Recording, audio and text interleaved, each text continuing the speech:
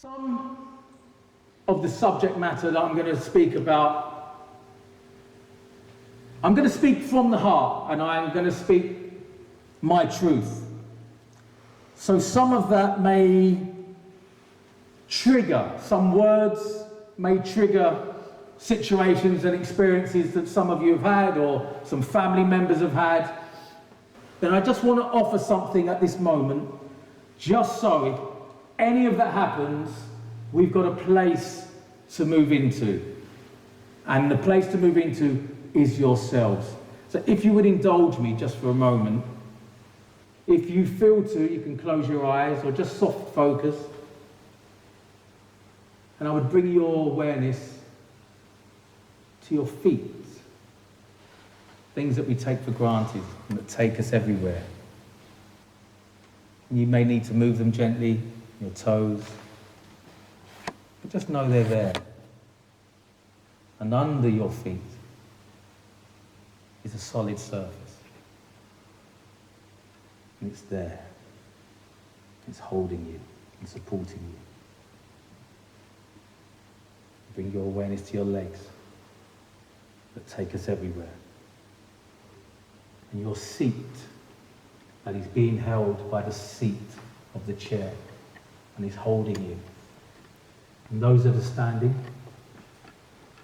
just feel your legs and your feet. The chair that has us, holds us, and the back of the chair literally has our back. We can lean into it, feel support. And the breath that we are breathing is flowing through us. And we just notice that breath that we take for granted. We don't change our breath, we just notice it. That is us. There's a place like that in us. If we've been unaware of that before, it's like going home. It's heartfelt. This place is always available to us in times of challenge and difficulty, anger. Thank you. Maya Angelou said, there is no greater agony than bearing an untold story inside of you. And I agree. I stand before you ready to speak about the worst day in my life that I'd experienced thus far. And I don't think it would get any worse. It was April the 13th, which was a Thursday, the year 2000. I had just dropped off my then ex-partner at the airport. We'd been seeing each other for 4 years. She was leaving. I understood why she was leaving. I'd been acting like a complete nutter, out of control. Far too much cocaine, far too much alcohol. And she said, I've had enough, I'm going. And I said, yeah, I completely understand why you're going. And I drove her to the airport and wished her well. And then I returned home. And as I sat in my apartment in Camden, the pain that enveloped me, that surged through me, was too much to bear. It was, we speak of traumas, too much, too fast, and too soon. I didn't know anything about trauma. I didn't even know the word really then, but I knew I was in pain, immense pain. My partner just left after 4 years. The band that I was in, M People, had come to a sort of an ending. Our singer Heather had announced that she was going to go and do a solo album, which for me meant, well, if it works, you're off, and if it doesn't work, it's a bit dodgy now. So after many years, from 92 I joined the band to December 99, 7.5 years. I was on tour, I was flowing, I was living the dream. That stopped at the end of December. My partner left in April. I'd had an event happen at the end of that January 2000, which I will speak about. And my identity, who I thought I was, where I thought I was going, came crashing down. As a young child,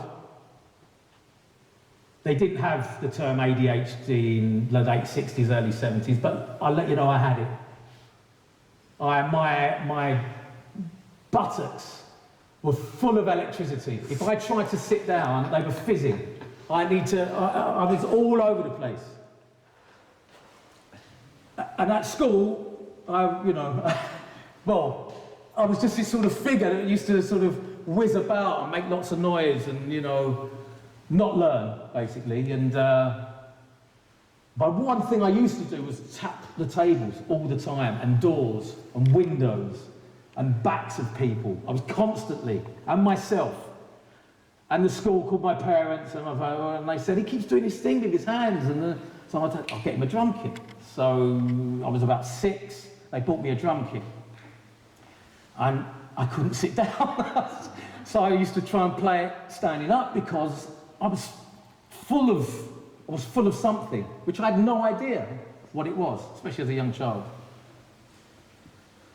I got older to about 12, 13, discovered that there was drums that you could get.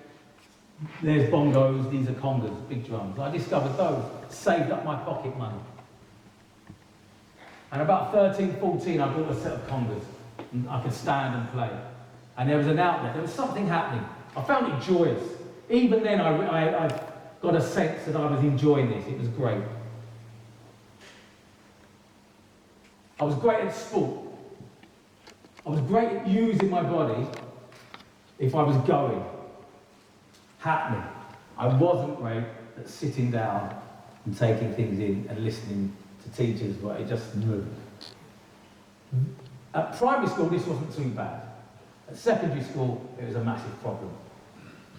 And I was one of those guys who would not necessarily try and burn the curtains down, but I was a questioner. Well, how do you know that? If we lived in France, you would be telling me a different sort of circumstances. How do you know? You're just reading out of a book. How do you know that? How do you know that? I became a pain, and I wasn't bothered. My exam results were incredibly bad. I got 5 U's out of 8 subjects. That's like unclassified, the U stands for. It means it's unmarkable. I think I spelt my name wrong, even. But I didn't care. I just couldn't take it in. I wasn't bothered. And I got the nicest, politest expulsion, I think, one could get, because they knew I didn't want to be there. And I was called into the headmaster's room, and he said, look, we don't really think the school benefits from you being here, so we would like you to go. And I said, well, I'd like to go. So we kind of shook hands, and I left.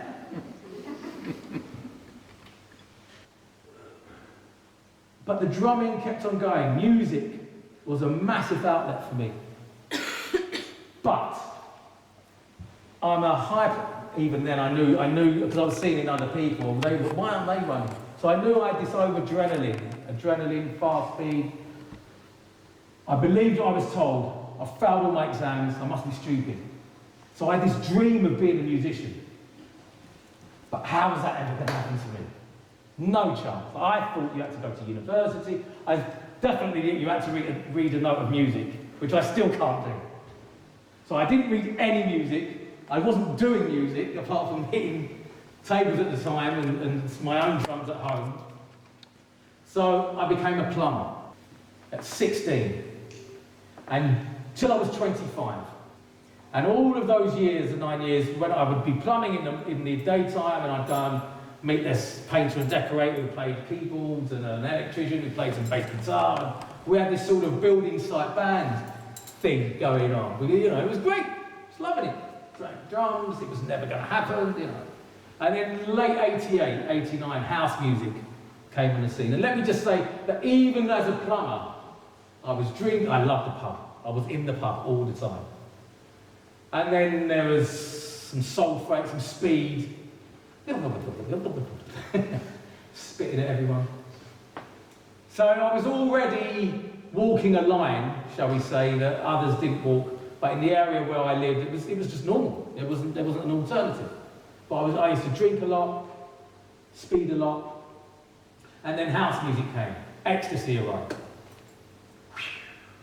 dove straight in. Loved it. 88, 89. A place called Shoe in 88. It was like a new world. It was like house music. I'd been to this club in Croydon, another area, Croydon. I had a jacket on, some gold chains, trousers, slacks. Walked into this club and it was like smoke machines, people in dungarees. I was like, said to my friend, what's this? And he went, take half of that and you'll find out. What is it? Just take it. The next week, white t-shirt, trainers. You know, loved it. The thing about that first night, and I'm not advocating anything, anything I say is my story, in my way. The way I did things. So I'm not telling anyone, I'm not advocating to anyone to do the same. I'm not telling anyone that this is their truth. This is my truth in my way. But one thing that happened, one thing that blew my mind that night, is when I took that half an ecstasy tablet, and there was some house music playing, and over the top of a certain track, Martin Luther King's speech, I Have a Dream came on. And I was in the middle going, oh, feeling love. For the first time in my life, I was 23, and I'd never felt love in a way that was in my body. It was ecstasy. And I thought, well, I thought I'd love my mum and dad, and I thought I had girlfriends. This was a whole new experience, the depth of love that was in me. That's one of the reasons I kept going back. Music. Within 8 months, I walked into my plumbing job and resigned. What are you going to do? I'm going to be a musician. Are you in a band? No. Do you know any musicians? Only Dave the electrician, Sid the paint and decorator, other than that, no. But I had this one thing, that community, which I had no idea what was going on, but that whole scene, it changed my outlook. I used to go in the yard after a weekend of freedom and open-heartedness and love, and for the first time in clubs meeting gay people and really posh people, you know, and a mixture, professional footballers, actors, plumbers. It was all going on. It was incredible. Come back to my house. I've met you 10 minutes ago. Come and stay the weekend. Okay. It was all going on. And I was going back to the yard on a Monday morning and, you know, seeing the people who are 60 and I'm not doing this for 40 years. I've got a dream. I have a dream. So I resigned. And I resigned at a wonderful time because, like I say, house music was popping up. People were saying, bring those big bongos, they used to say, bring those big bongos, congas, and come and play in my club. So I was going in, turning up at clubs, and sometimes getting paid, a lot of times not getting paid, sometimes getting paid in not monetarily ways. Had 3 of them. Loved it. But I was meeting this person and that person, and DJs and promoters and just new, wonderful people. I resigned in 1990, April 1990. And I got asked at one of these clubs, this DJ said, come and do a session. And I said, all right, where is it? And he said, in the studio in Brixton. I didn't even know what a session was. The only session I heard was like one of those. But I said yes, and then I said to the DJ, what's a session? He said, it's when you record. Oh, right, okay. Got the address, turned up. You know, I was green as anything but keen. Green and keen. And I turned up and I spoke to the singer and we did this track. And the singer's name was Kenny Thomas and the track was called Outstanding. And I resigned 1990 as a plumber in April 1990. In June, end of June, beginning of July 1990, so 3 months, I told you my maths, 3 months later, I was on Top of the Pops. And for those who are a bit young, Top of the Pops was Top of the Pops, man, you know.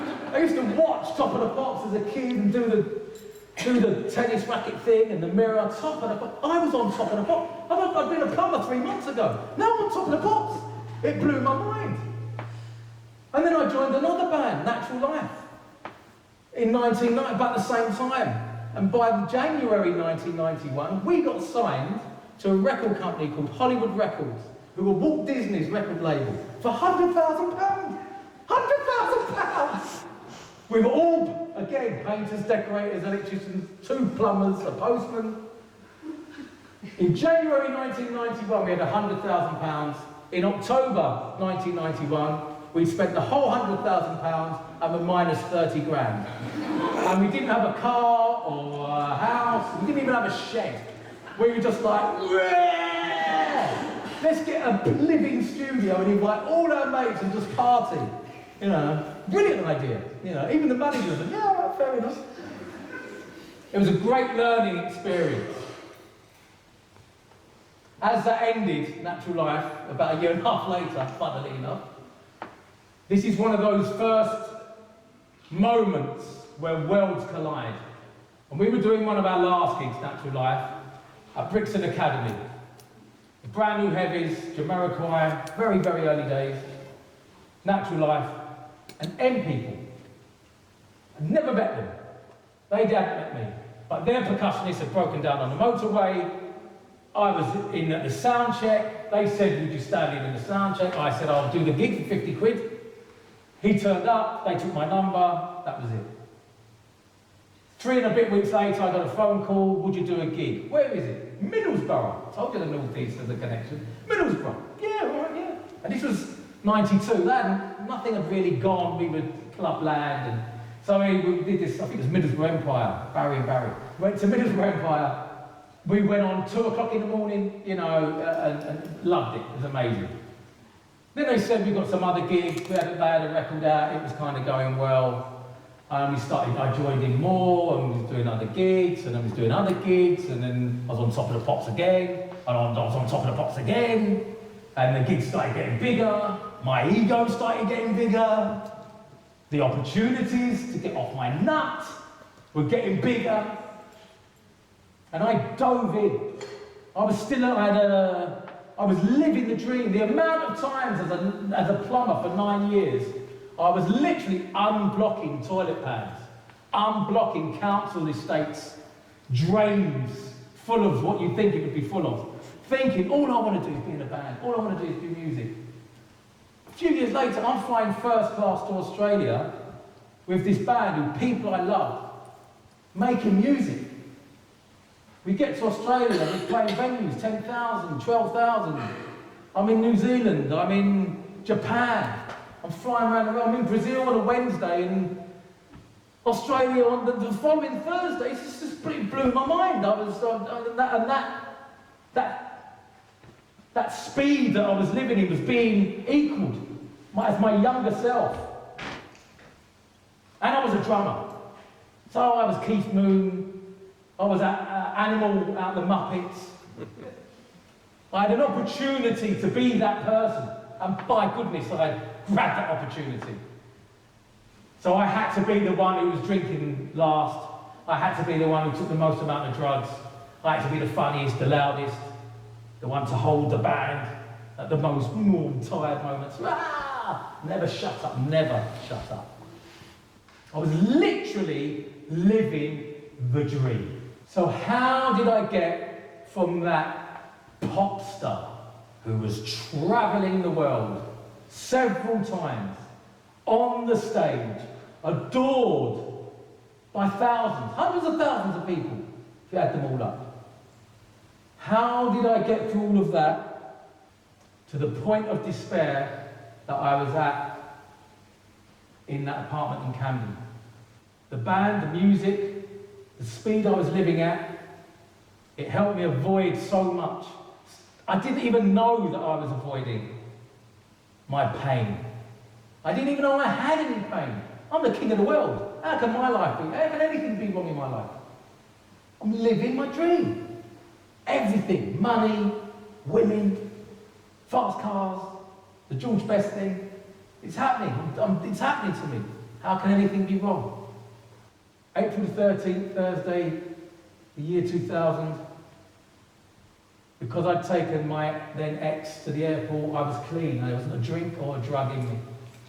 There's another reason why I was clean. I was as fragile as anything about an episode I'll tell you about. And there was a tree outside. This tree and I had it's called a London plane. And This tree and I had many, many conversations over many years, and this particular day I was racked with pain. I didn't even understand how I could be in so much pain. I didn't really get it. Yes, a relationship, yes, the band, but to be in this state, my heart was breaking. My heart was in complete fragmentation. I was in bits. I found myself literally on my hands and knees in the living room, crying. I couldn't see a way out. I've never felt so alone. I've never felt so sad.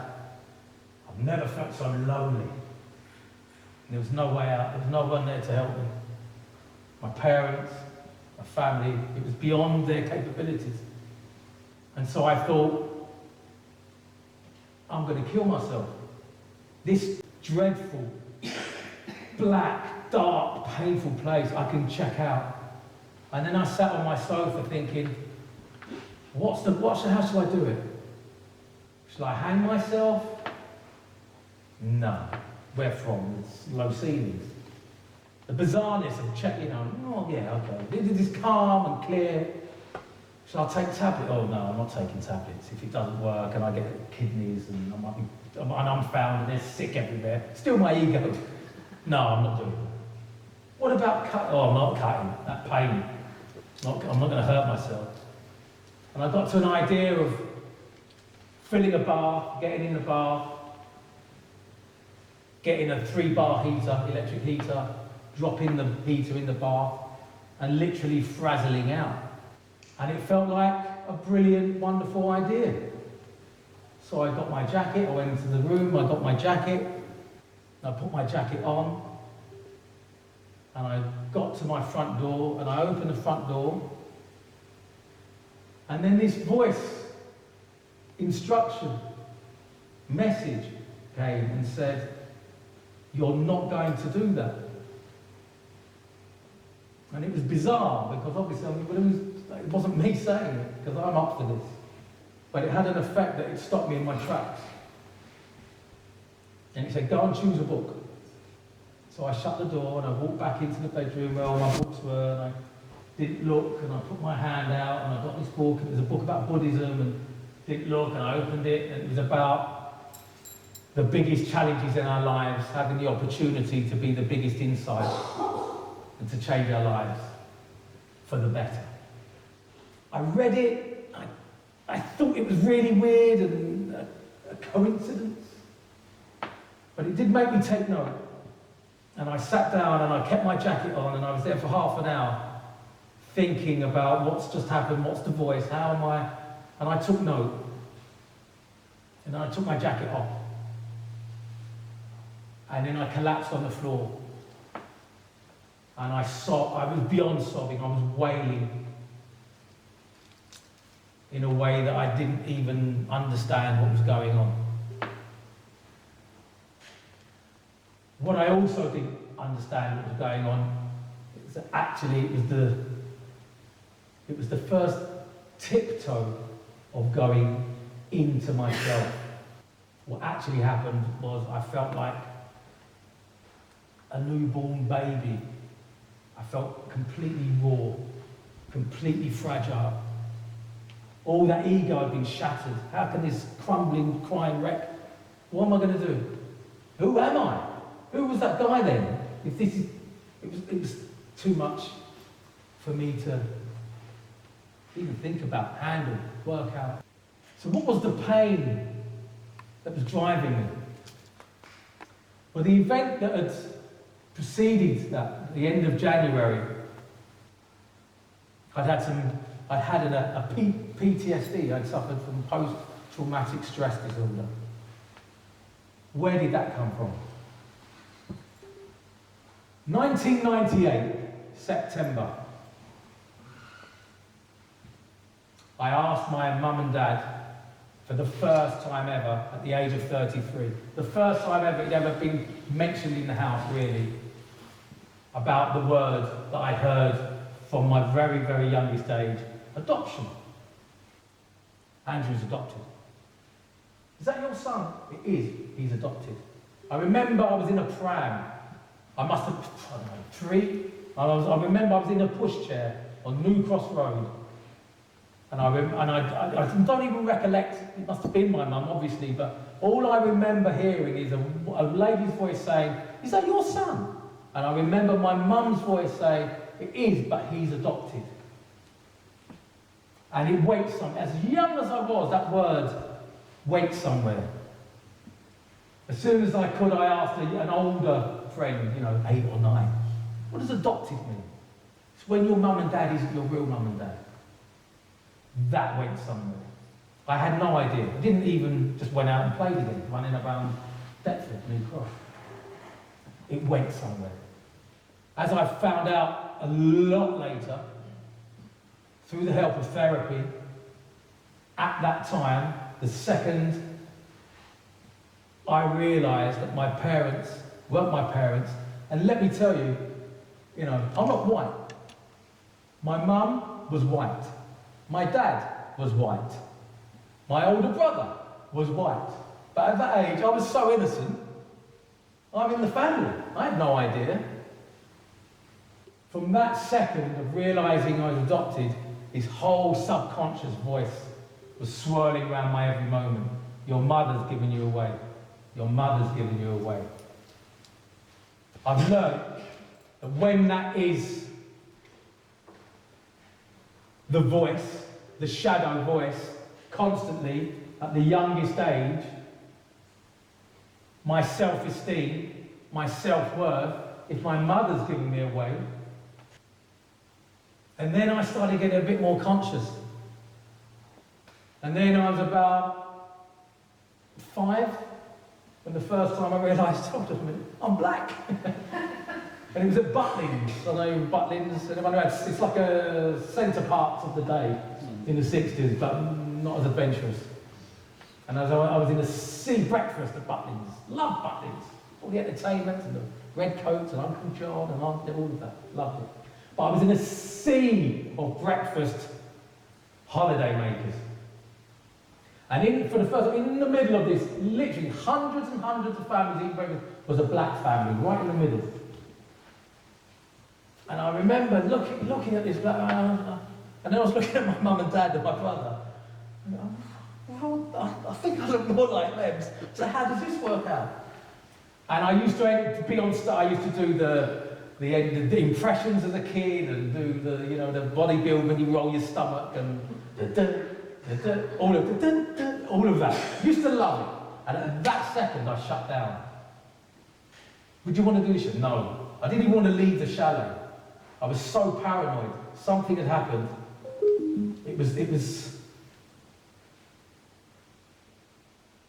It just took me over. I was paranoid. Everybody's looking. I felt like everyone was looking at me. I just realised there was a film, See No Evil, Hear No Evil, with Richard Pryor. He's blind. He's on the subways, and his sister says, "Oh yeah, well we're black," and he does a joke. I'm black. He's blind. I'm black. No one's told me. Oh my God! It was like that. But I was very, very young, and I didn't know how I related. So I was adopted, and then the power of my difference came in. That made energies and complications in my system. It was too much for me. I didn't understand. One of the ways that came out was I only went out with black girls, mixed race of black girls, because my identity, I thought at the time, well, I just like black girls. But I realise now that's the way I was showing my identity. This is who I am through the people or the women I'm going out with. I was shouting it as loud as I could. I had the biggest afro, believe it or not. Combing it, playing in reggae bands only. I lived still in South East London, so there was a lot of people who looked like me, and I was at home and rustas and eating rice and peas. I was in it. I was in the culture. I loved it. Yeah. So we'll take this all the way through to 98. And the girl who I'd split up with in 2000. We've been going out a couple of years then. She was half Indian and half Irish. The bit I did know is that I think it was kind of offered, but not confirmed, is that I'm half Jamaican, half English. So I'm with this girl, I'm thinking 2 years, I mean, going out with someone for me there for 2 years was, you know, it was like a silver wedding anniversary. 2 years! Wow! So I started thinking about kids and about settling down. But say we were to have kids, they would be half, I couldn't even work it out mathematically. A quarter Indian and Irish and a quarter Jamaican and a quarter English. And it made me start, for the first time ever, thinking about my roots. Where am I from? Where do I belong? As a kid, when I was about 13, I used to brush my teeth and look in the mirror and these questions would come up. And I'd say to myself, don't rock the boat. I was in a loving family. Don't ask any questions. So any information was never offered. And for me, no questions were ever asked. And this went on till September 1998. I was 33. I sat my mum and dad down. I said, Mum and Dad, I'm thinking about this, and say I was going to have children, and you know, I would really like to know about my biological parents. Any information you have, I'd like you to share. My dad said, well, let me have a chat with your mum, and then we'll get back to you, sort of thing. I thought, well, 33 years, I can wait a week, another week or so. I went on tour with many people. It just so happened, it was Christmas night, December 25th, 1998. I went to my family's house, went to my brothers, we had dinner, I went back to my parents, I went upstairs, it was in my head, I wonder if they're going to... Andrew, would you come down, please? I thought, oh, they're going to tell me. It's on. I'm going to get the information. This is really exciting. And I walked downstairs, and I entered the living room, and the television was on. I thought, this is a serious conversation. My mum and dad's got to tell you. My mum sat on the sofa here, my dad was in the middle of the sofa, there was an armchair to the right. And as I walked in, my mum was crouched over, was just looking at the floor. My mum was a bull. She had a bull spirit, lead. You listened when my mum spoke. My dad was very quiet. He always reminded me of a tree, very, very stoical. But he seemed to be leading. And I walked in and I sat there and I had this idea that it was something to do with my dad's brother, who was a bit of a playboy and had lived in Australia and Saudi and South Africa. And I'd sort of, oh, I think I bet it's here, but I'll act surprised when they tell me the actual truth. And I was like, my ego again. And so I'm sitting there and my dad looked at me and he said, Andrew, you asked if we had any information about your parents, your biological parents. He said, well, your mum and I, we spoke and we promised that we would take this information to our grave. But as you've asked, and we've had a conversation, we will tell you. And then he looked at me and he said, your mum, Joyce, is your real mum. And I was like, what do you mean? And he said, your mum, and he said, your mum made a mistake. She had an affair. Their son then, my brother, was 6.5, 6 then. Your mum had an affair with a Jamaican man. You're not a mistake. You're the result of the affair. My whole being was in a massive confusion. There was joy that I just found my mum. There was confusion at why have you never told me you're my mum. There was anger. There was love. There was shock. There was contentment. And my mum wasn't speaking. She wasn't even looking at me. And there was also that I could see in my mum the amount of shame that she was carrying. And even at that moment, I could see that her shame was more in her than her love for me. And that hurt me a lot more again. And I said, I need to know as much as possible. And my dad was speaking, my mum was very quiet. But I wasn't really listening. I was just falling, I just didn't know what was going on. It was too much. The only thing I did say was, my mum was now my mum. She was always my mum. My brother, who was my brother, is now my brother. Everything was the same, everything was completely different. And I couldn't understand any of it. And I said to my mum, I need to tell my brother. No one knows. Because what happened was my mum got pregnant, obviously. She didn't say anything to my dad until she was showing. She told him it might be someone else's. She didn't tell him the full story. So there's all this thing about stress in utero with mothers, anxiety that pregnant mothers can carry and how it goes into the baby in utero, in the womb. I imagine the stress and anxiety my mum was in. The day I was born, my dad apparently turned up and it was kind of, well, And the decision was made that my mum would come out of hospital at a certain time. They would tell everyone, they got into contact with social services, they would tell everyone that my mum had a stillborn child. I would be fostered and nothing more would happen. My dad said, if it's the other guys, then I can't have that child in our house. I can't, it's too much for him. So I was fostered for the 5 months. Again, there's implications of abandonment. I was with my mother for 10 days, being breastfed, taken from her. And apparently my mum was in such a terrible state, grief, depression, that my dad said, okay, if there's a way of getting your son, let's go and get him. And then they stuck to this story. So there were no aunts that knew, no uncles, grandparents. My mum and dad knew, and that was it, until that moment.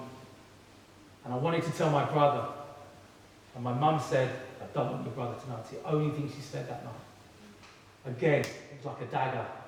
But it was Christmas night, and we didn't speak about it again. And I left. And for that preceding year, I drank more than I'd ever drunk. I took more drugs than I'd ever taken. And I was angrier than I'd ever been. That's why that partner at the time left. January 2000, 13 months later. And I hadn't really discussed it. I was on tour again, raging through the tours. Blimey, we knew he was mad, but didn't tell anyone. 13 months later, I'm in a studio in Manchester, and I'm looking up at a monitor, talking to the producer about a drum pattern.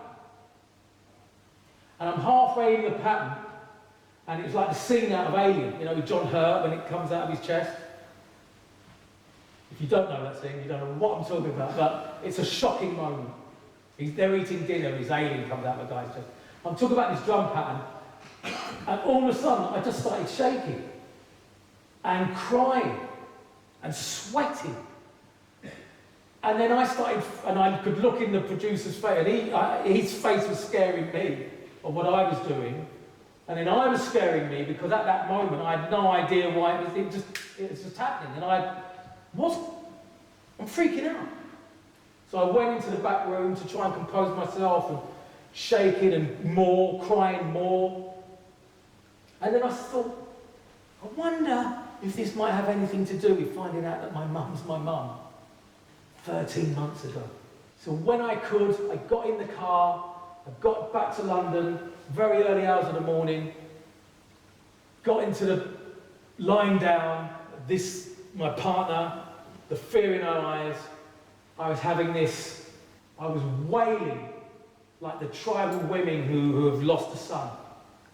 Intergenerational, words I didn't use then, by the way. But what was holding in the family, what I said was secrets and lies. It was in the family. just in the energy of every room or every conversation, when I was in different situations, all that, and it started to make a bit of sense. So I was more conscious. I didn't have an addiction, I was just a bit heavy, in my view. But because I started doing yoga and boxing and becoming fit and well, the gaps in between my partying were getting longer, but when I did do them, they would be more extensive. So it went into 4 or 5 days that I wasn't on tour. I'll give you an example. I went Newcastle, I'm an Arsenal fan, I went to Newcastle away. Left on a Friday night, the game was on a Saturday afternoon. I got home to London Monday night, midnight. Stayed up. I'd been doing all the yoga, this opportunity came. And at that moment I was in the Marriott at 8 o'clock on a Sunday morning with a glass full of neat vodka, having an argument with the manager because they didn't do vegetarian breakfast. Again, made no irony, made perfect sense to me. That's where I was, still living an extreme life. I'd also got opportunities, self-sabotage moments. Bit of TV presenting, because they knew me as this, blah, blah, blah, but now I was a shell. I was doing a show called Record Breakers. Do you remember that, Roy Castle? This is long after Roy, a bit after Linford Christie. But I got asked to present. And I was doing a gig along with Primal Scream in London. And the TV company was picking me up. The morning after the gig, we was going to Brands Hatch. 6:30 in the morning, they were picking me up. I was going to do the gig. I'm not drinking, don't drink. You're getting picked up at 6:30 in the morning, it's TV, BBC, it's Record Breakers, opportunity. Didn't drink the whole gig. Before, during, didn't drink. Drinking water all night. Did the gig, water. Gig finished, water. Everyone left. All my gear's packed away, water. I'm going home because I'm getting picked up at 6:30. Shovel, they call me Shovel. Do you want a Jack Daniels and Coke? Yeah. I'll have one. 5 o'clock in the morning, this guy's going to me, aren't you getting picked up in an hour and a half to do Record Breakers?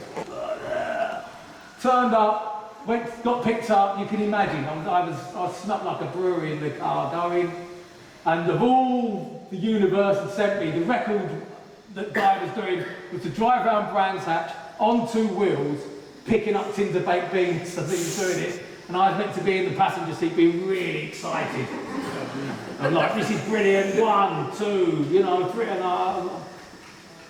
and I got really told off by the producer who looked about 11.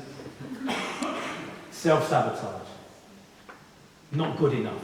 Shouldn't be here. Great opportunities. It's not meant for you. That voice, the constant voice. The shadow.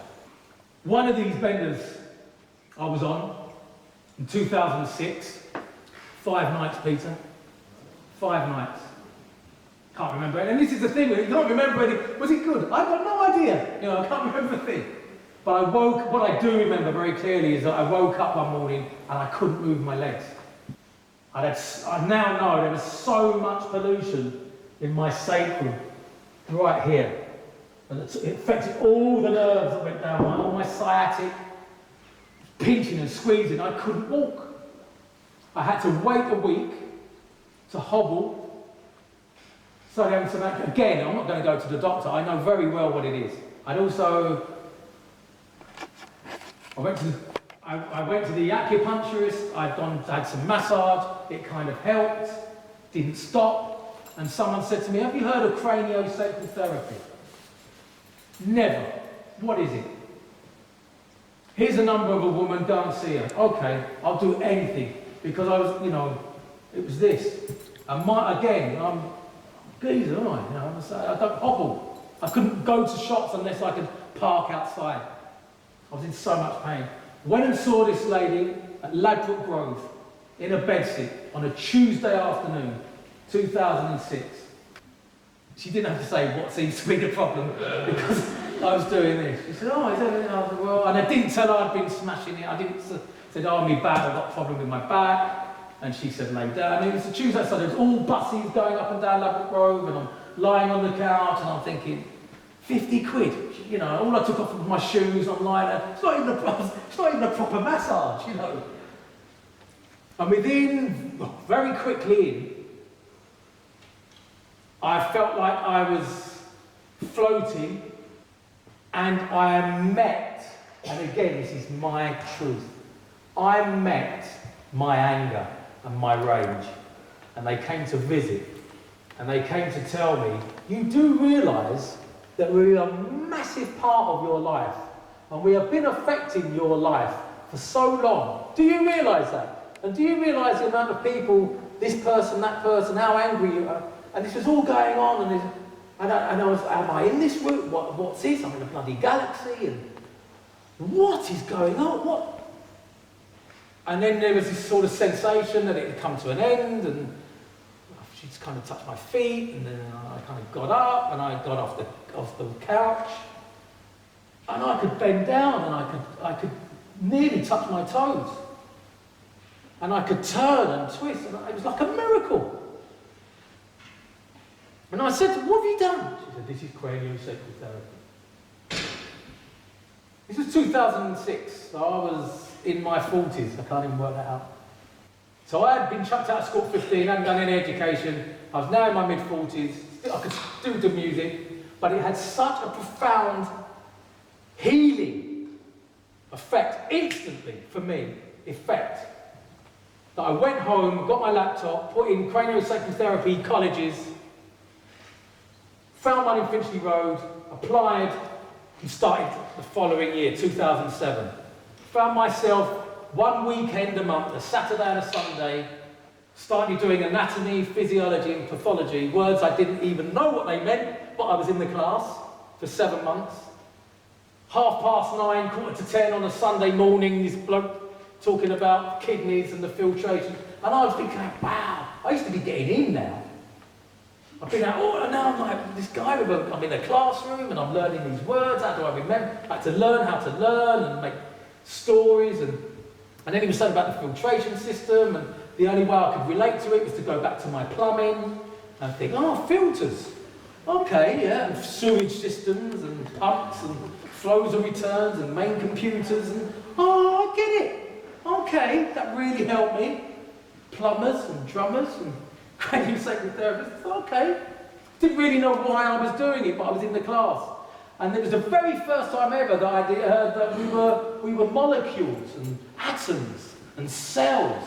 And at one point the teacher said, you know, we all think, you know, you Andrew, you know, you think you're Andrew and you just walk around as Andrew. But actually you're trillions of cells, all communicated within milliseconds.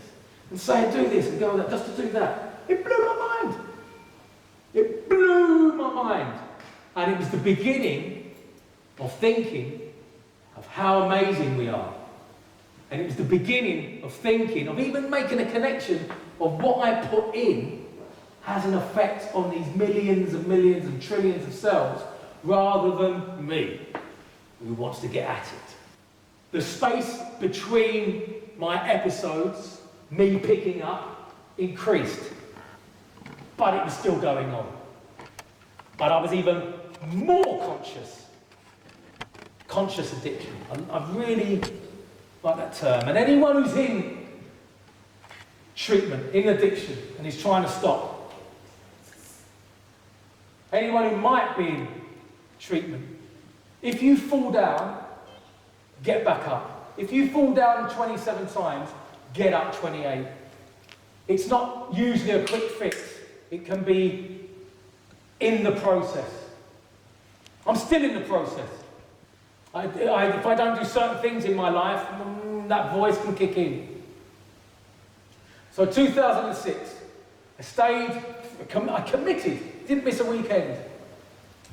2010, I got my diploma, 2007, 2010, I got my diploma. I moved the next week to Ibiza because Yes, it's a big party island, but if you know a little bit, it's a beautiful island outside of that. Nature. My whole system kept telling me, I need to be in nature. I need to be in nature. Because the gaps in between my picking up were getting longer, a clearer voice was happening. I was listening to that intellect within my being. I was listening to my being, my consciousness, the consciousness that had the best of me at hand. I got eczema on my face. For the first time, I don't have eczema. I've been up for 5 days. The doctor, are you under any stress? Well, I haven't slept for 5 days. Been acting like Scarface and drinking like I own a pub. But apart from that, no, I haven't been under any stress. So that cleared up. A few months later, I got ringworm again on my face. Very ego. Right to my ego, because I'm on stage still as well. So eczema down here, ringworm here, and I was like, I need to go back. I went back to the fast. 2010, February the 4th, 2010. February, the last day of July till the night of February the 3rd, I was smashing it. But if I'm going to do this fast, I need to go out with a bang. You know, it was all going on. So I turned up at the fast, got in, had another week, cleansing. This time it was different. One of the mornings I was in bed and I was looking at this tree and I'd missed Tai Chi at 7 o'clock in the morning because I was looking at this tree. You know, I'm as clean as, there's nothing in me, literally, nothing in me, 3 days in. Psyllium husks and a spoon of clay, 5 times a day we did. Psyllium husks is sawdust. It just expands. It gives you something for the colonic to do its job. So I'm looking at this tree in February, and there's no leaves there. And I've just done the craniosacral, and I'm blissing out on this. Wow, the tree's the nervous system. And there's the main branch, there's the central, and there's the peripheral, and there's all these mini branches. It's like little fingers and little toes. And are we the tree? Are we oneness with the universe? The universe? Whoa! Oh, it was one of the biggest tripping highs I'd ever had. And I didn't even have a baked bean in me. And I walked downstairs and the guy said, Andrew, you missed Tai Chi. Is everything okay? And I said, yeah, man, I was looking at this tree and I was tripping out. So amazing. Like we're the universe. We're the universe walking about. And he went, okay, and he left. And then this guy approached me and said, I heard that conversation. Have you ever heard of ayahuasca? And I said, well, I've heard of it, but I don't know what it does. And he said, well, take my number, and that was it, and I didn't do anything. And then I came out of there, I was clean as a whistle, and it continued, and I was like, 3 months, I hadn't had a drink. I hadn't had any drugs. 3 months! Last time I'd gone that long, I think it was about 13. 2010. I was 45.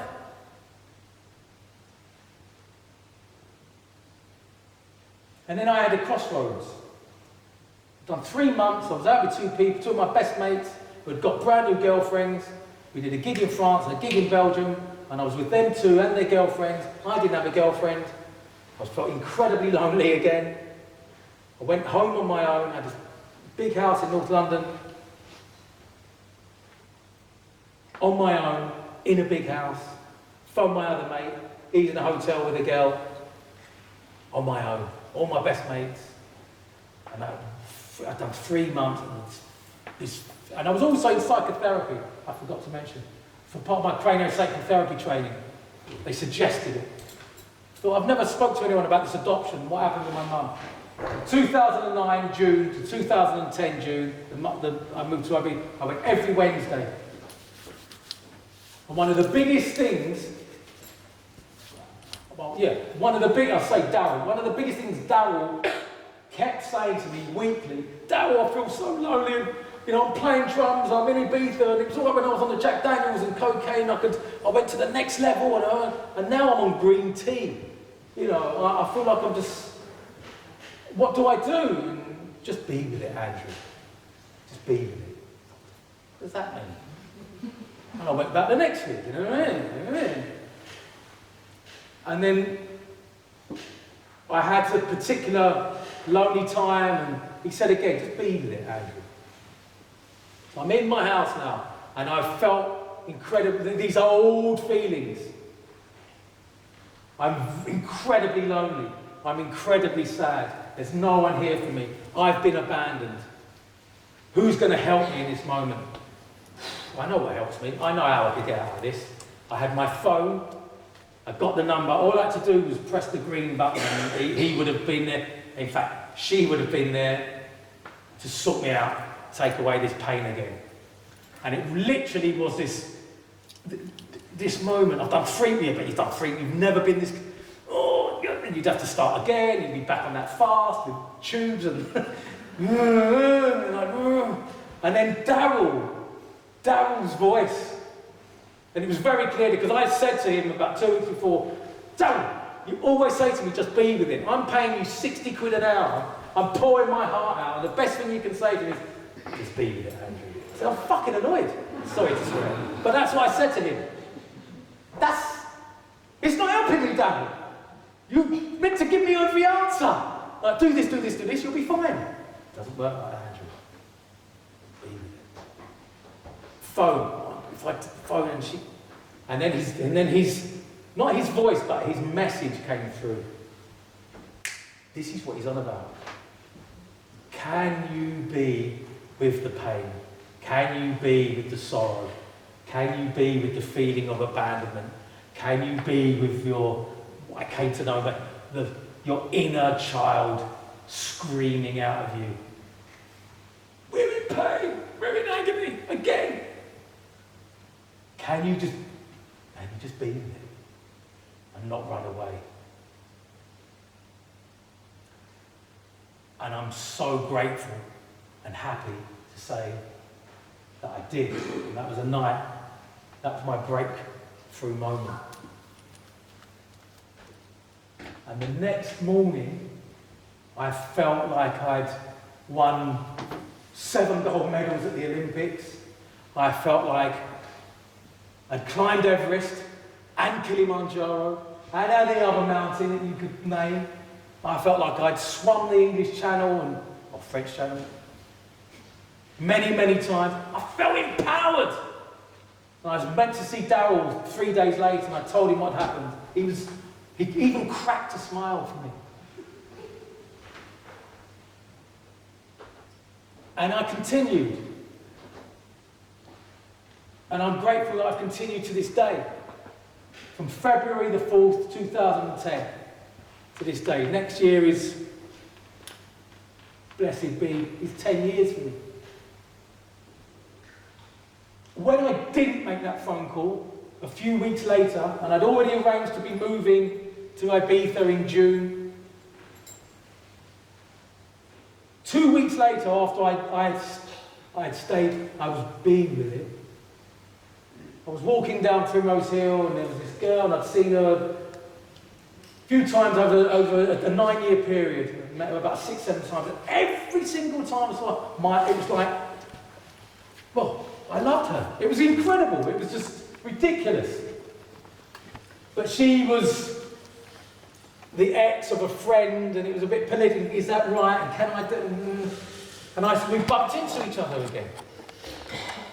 And my heart jumped out my chest again. And we arranged to meet for a cup of tea. On an afternoon. And we did. And we just spoke.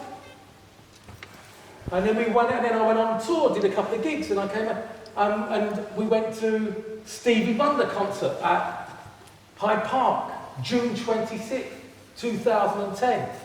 And I was moving to Ibiza in 3.5 weeks' time. We went to the gig, and I couldn't touch her. I couldn't even hold her elbow. It was, and every time I said, would you like a drink? Actually, what was happening was, I love you. I really, really love you. I just want to hug. Do you like a drink? I'm like, what's going on? Do you want a drink? You want a drink? Yeah. I'll have water. I'm having a water. And we walked home after Stevie Wonder, Jamiroquai, backstage. Met Ian Wright again. Shovel, Ian. But I kept it in check. We walked back to Camden, my mate was having a party, laughing and joyous. Love. Early as the morning, she went her way, I went home, met my neighbour from upstairs on the Monday. How did that date go?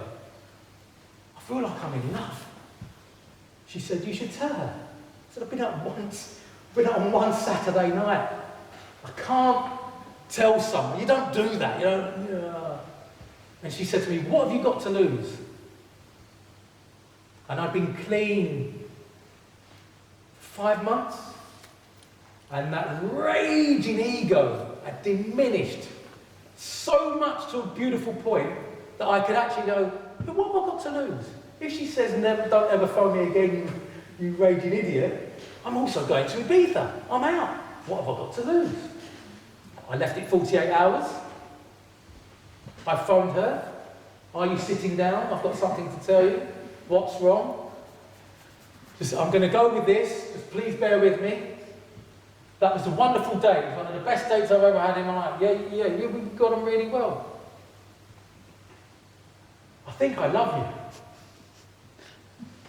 And the phone went silent, but she didn't, there was no click.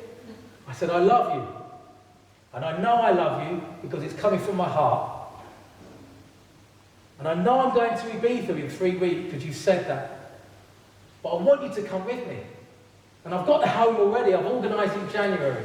I want you to come with me, and if you think I'm shrunk now, which I'm not, I will book a registry office now and I will marry you as soon as I possibly can, because you're going to have my children and we're meant to be together. Silence at the end of the phone. I won't stalk you, I promise, but I will not give in, even if you say no, because I know we are meant to be together.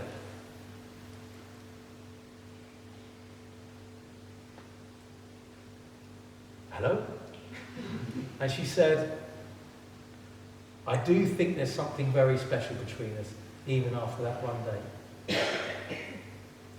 I need to make a phone call, is what she said. She'd actually phoned her mum and dad. That's what happened. And we spoke again, and she said, okay, I'll come to Ibiza with you. We met, because I was away and she was away, we met twice more in the 3.5 weeks, and then I went to Ibiza. And then she came the month later. I was still clean. I was in Ibiza.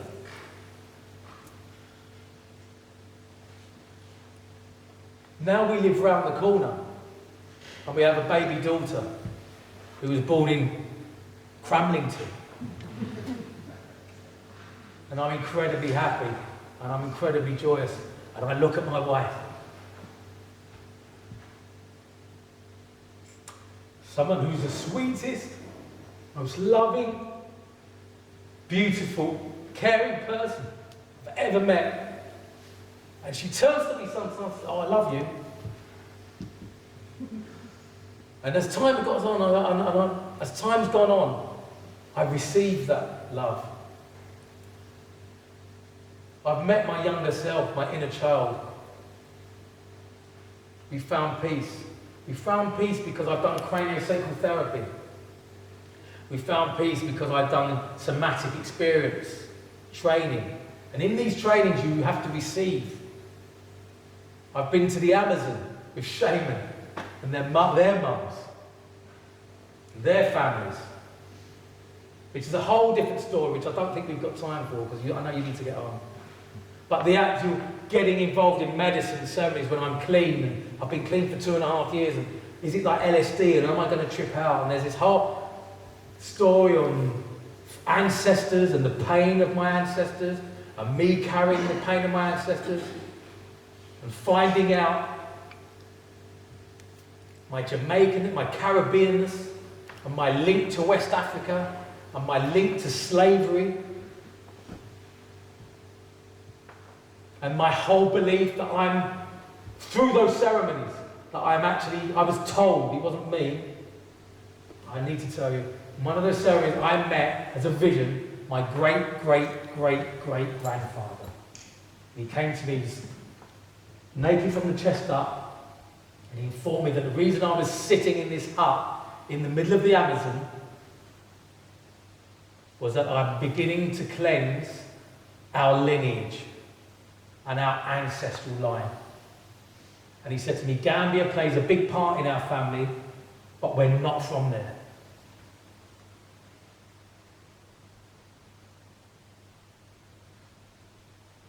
And it blew my mind, because I couldn't understand what was going on.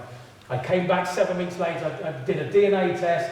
7 weeks later, this computer, my laptop, and I was from 7 different places in Africa. And my ignorance, I thought it was going to go, yeah, you're 50% Jamaican and 50% English. I thought that was going to be it. But I was from Africa. And all these places all around the west of Africa, Senegal, Ivory Coast, Cameroon, Benin and Togo, a little bit of Nigeria. But all around,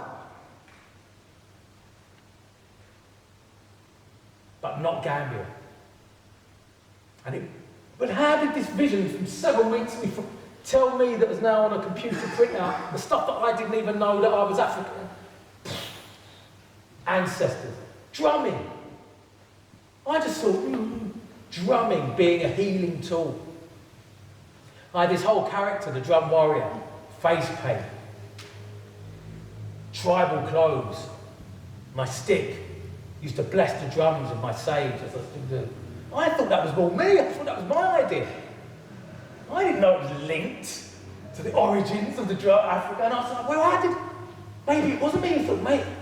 So there's all this intergenerational, energetic, space, things that come from our ancestors. That's why when I sage and smudge, I'm blessing my ancestors. I'm giving gratitude to my ancestors that I'm here, that I'm clean, that I'm able to speak in this way, that I'm alive. Psychotherapy sessions. It's been a constant from Darryl. Just be there, Andrew. Just be there, Andrew. Amazing help. Incredible help, every single one of them. And it has made me realise that I have to keep doing these things every day. My Buddhist faith, 2008, I was going to meetings. It took me 3 years to get a Gohonzon, to actually join. And this lady said in Ibiza, she said, you come to every meeting, you join in, you talk, why don't you just... I don't join things, I'm a rebel, the only things I join are bands. You know, I'm not joining this religious lot of you know. And she said, well, maybe you should chant about that reason. Very clever. Yeah. And then I joined, I committed to something. She said it's about love and peace, first of all in you. It's been an enormous help. I give gratitude every morning to the world, to communities, to people, to clean living. I send apologies if I need to. I contact my dead parents. I send them the blessings. I thank them. I thank my neighbours for being beautiful neighbours. I thank the energy, the divine consciousness of my voice that gets louder and louder with the more and more healing and takes away that word that I found in therapy, trauma. Trauma. It's not really, really, really, really bad pain. It's trauma. Right, okay. And it's starting to make sense that things that happened to me in my earliest formation, in my mother's womb, have an effect in my teens and 20s and 30s and 40s. And if I don't heal, and if through all these therapies and Buddhism and yoga and living in healthy, clean places by the sea, with the elements, they all teach me and heal me and hold me, and I'm able to forgive myself more than anyone. And I'm able to understand that all of these things actually help me find who I am. That was all meant to be, in a way. Brené Brown speaks of how the courage to be vulnerable transforms the way we live, love, parent, lead. The strength I've found in being able to be vulnerable has been immense. If there's any one thing that's aided my healing in such a massive way, it's being able to speak my truth, and I'm feeling emotional as a man. I'm in men's groups, men hugging each other, crying. I feel really sad about this. My wife said this to me. I'm worried about my children. They're leaving for university. What am I going to do now? What's my role now as a man? I'm worried, I'm concerned, I'm vulnerable. I'm being vulnerable, open with my heart to other men who are sharing it and holding the space. Learning to hold space. Learning the joy of silence, of stillness, the power. Because it all helps me go in. And all the stuff I was doing before was external. Trying to fill this hole that was unfillable. There's a phrase about the hungry ghost. Can't fill it. More of this, more of it. Can't fill it from the outside in. You can gently fill it from the inside. But sometimes it's a painful situation.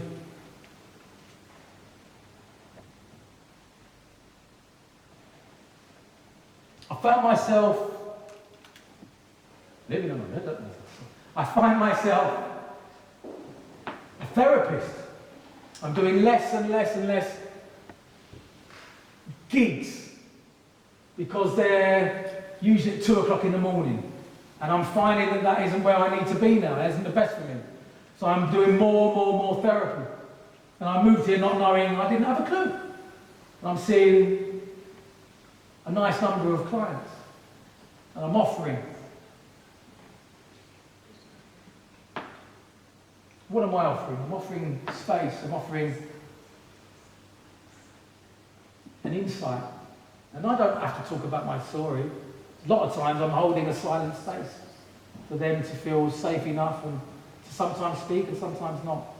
And then I heard the phrase a while ago about the wounded healer. And I can't believe I'm going to do this. Remember that 15-year-old kid who was chucked out of school? I'm going to quote Jung.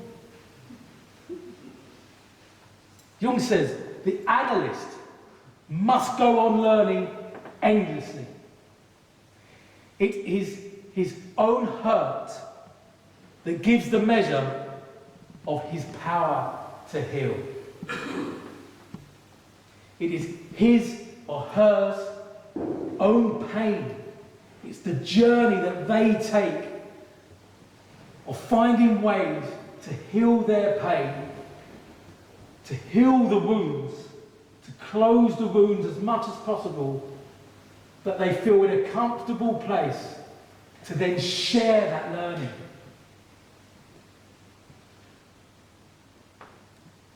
The wounded healer.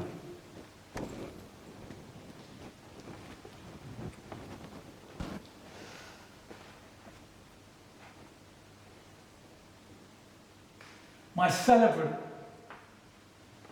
work, ceremonies, weddings, name blessings, renewal vows, 18th, 21st, funerals, ceremonies, communities, holding space for people to reveal their emotions, joy, sadness, holding space. The wounded healer. I'm grateful to every therapist I have encountered, am encountering, and will encounter.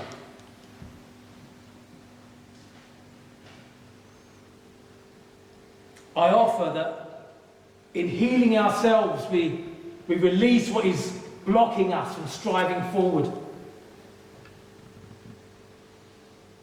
And the truly conscious voice, the voice of consciousness, becomes clearer, and we can end up where we need to to end up with who we need to end up with.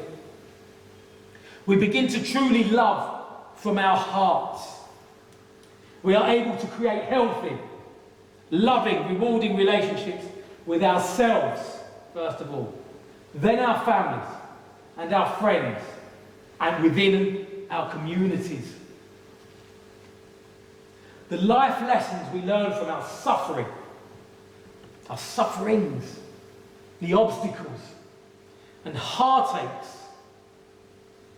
I believe, are all necessary so we can share our experiences and hold space and encourage and inspire others. And to truly awaken our absolute greatness, our infinite potential lies within us. And the more we can be honest with ourselves and remove the traumas, the pains, the difficulties, the secrets and the lies that run through every family, the more space there is for that infinite potential to become awareness and to manifest in action in our lives. 2 words, 3 times to close this ceremony from my heart. In fact, please, I offer that we all say it together. The 2 words are one love. I will count to 3. We'll say one love 3 times as a community and with gusto. Okay? 1, 2, 3. One love. One love.